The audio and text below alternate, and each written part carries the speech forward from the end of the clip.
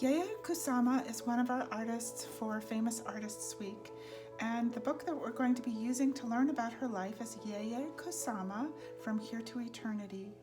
It's written by Sarah Suzuki and illustrated by Ellen Weinstein.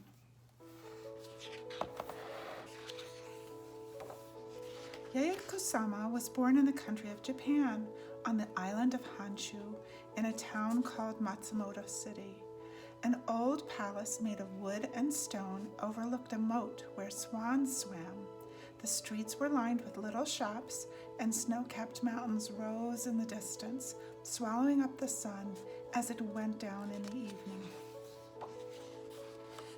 Yayoi's family owned nurseries where all kinds of flowers and vegetables grew, and workers tended all the plants as they matured from seeds to sprouts to stalks.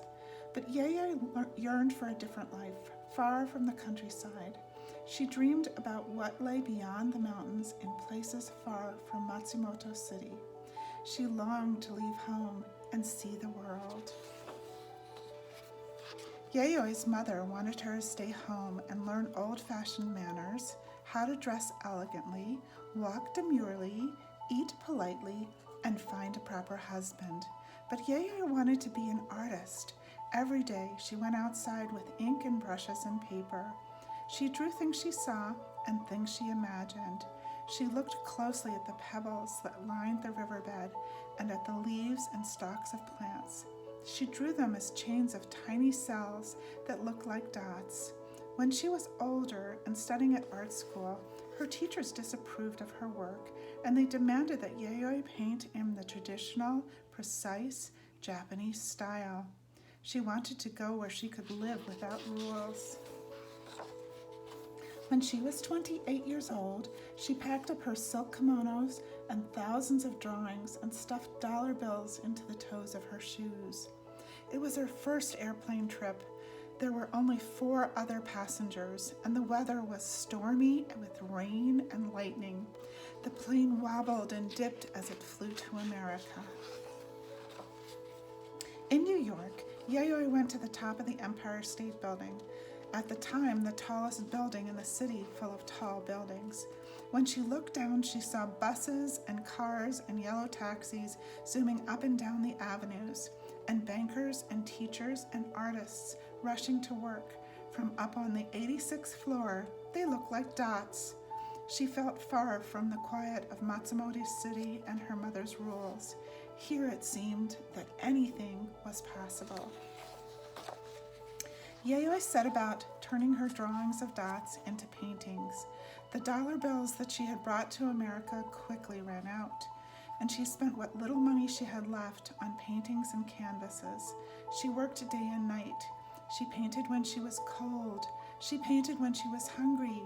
She painted when she was lonely, and she turned her dots into sculptures too, into soft, stuffed tubes that covered sofas and chairs and boats. She was devoted to her dots. For her, they were a way of thinking about the world among the stars.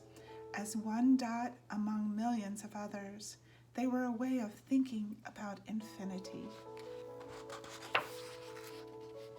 Sometimes, when she grew frustrated, she visited the Museum of Modern Art. She gazed at the paintings by other artists, and she thought about how and why they were made.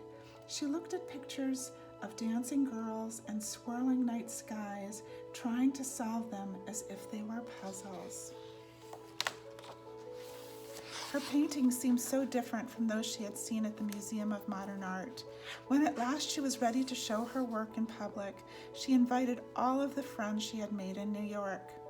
When she arrived at the gallery, a crowd was spilling out onto the sidewalk. Her friends lifted her into the air, shouting, "Yayoi, you've finally done it!" Word about her artwork spread quickly. Her friends told their friends, newspapers wrote about her work, and reporters clamored to interview her about her dots. Now she began to show them in other cities all over the United States and Europe. Her dots were covering the world. They appeared in Venice in thousands of dot-shaped mirrors scattered over a big green lawn, and a pumpkin on a pier. on dresses and t-shirts, on people walking down the street, and in mirrored rooms where glowing dots were reflected and reflected again, an infinity of dots.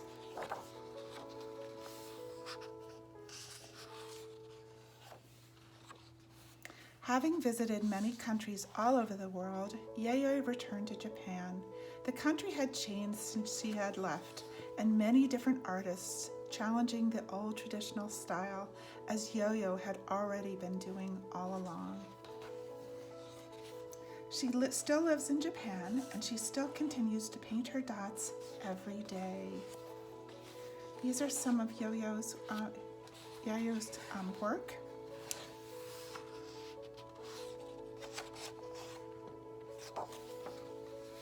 And this is a whole room full of dots. For our art challenge for Yayoi Kusama, I would like you to think about dots. These are some of her works. This is a butterfly made out of mostly dots. These are some mushrooms from the garden made out of mostly dots with a patterned background. And these are flowers and butterflies together. So I'd like you to think about something that you could either make out of dots or something that you could cover with dots in a painting or a drawing of your choice. Have fun with it and be creative.